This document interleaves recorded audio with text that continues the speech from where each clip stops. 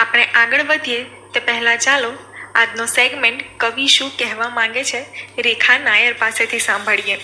नमस्कार दोस्तों, मैं हूँ रेखा नायर और कवि शू कहवा मांगे छे इस सेगमेंट में तो कवि बस आज यही कहना चाह रहा है कि कवि का मन आज ओणम में हुआ जा रहा है। जी हाँ दोस्तों, केरल में ओणम की बहार छा गई है और कल यानी 21 तारीख को तिरुओणम है।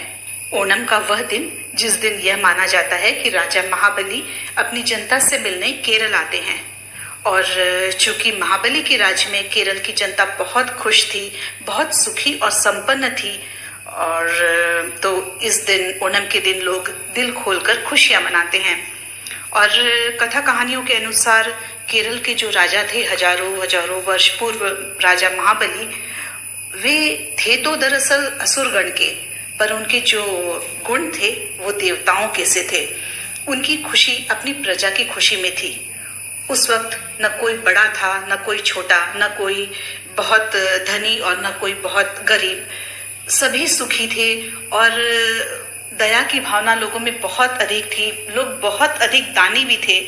और मेरी नानी जब मुझे कहानी बताती थी बचपन में, वे कहा करती थी कि इस तरह से लोग दानी थे कि यह गुण पेड़ पौधों में भी आ गए थे। और नानी कहा करती थी कि जब नारियल के पेड़ के पास कोई जाता था तो मानो नारियल का पेड़ भी खुद झुककर उन्हें नारियल दे देता था। तो इस तरह की खुशी थी, धरती पर ही स्वर्ग था मानो।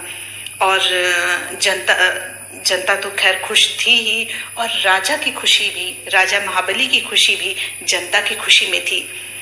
और ऐसे अच्छे सुंदर माहौल में जनता को देवताओं की याद नहीं आती थी। तो अब इस बात से हुआ यह कि देवताओं को जरा चिंता होने लगी, उन्हें थोड़ा भय सताने लगा कि हमें तो कोई याद नहीं कर रहा। तो देवताओं ने एक चाल चली। भगवान विष्णु वामन का अवतार लेकर महाबली के पास पहुंचते हैं और उनसे वे किस तरह से महाबली को केरल की जनता से दूर कर देते हैं, उन्हें पाताल लोक में भेज देते हैं और फिर पर जाते जाते एक आशीर्वाद दे जाते हैं कि तुम ओणम के दिन अपनी जनता से मिलने आना। तो इन्हीं सब बातों को दोस्तों मैंने एक काव्यात्मक अंदाज से कहने की कोशिश की है। तो सुनाती हूँ अपनी कविता जिसका शीर्षक है ओणम। चलो सुनाऊं ओणम की कहानी। अक्सर बताया करती थी नानी, केरल का राजा बड़ा दानी महाबली, केरल का राजा बड़ा दानी महाबली, उसकी प्रसिद्धि ने मचाई देवलोक में खलबली।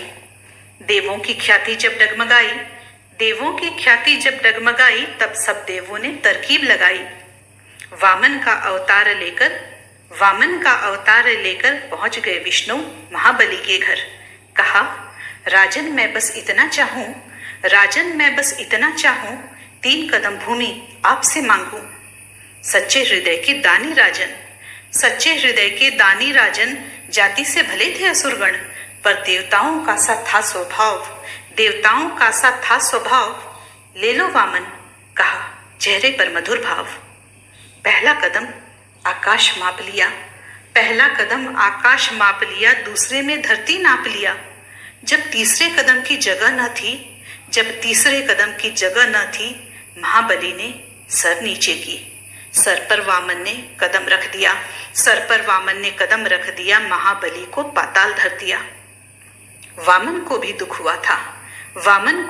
हुआ था, इसलिए अनूठा आशीर्वाद दिया था। ओणम के दिन तुम केरल आना, प्रिय प्रजा से मिलकर जाना। धन्यवाद दोस्तों। हैप्पी ओणम। ओणम आशंसकल।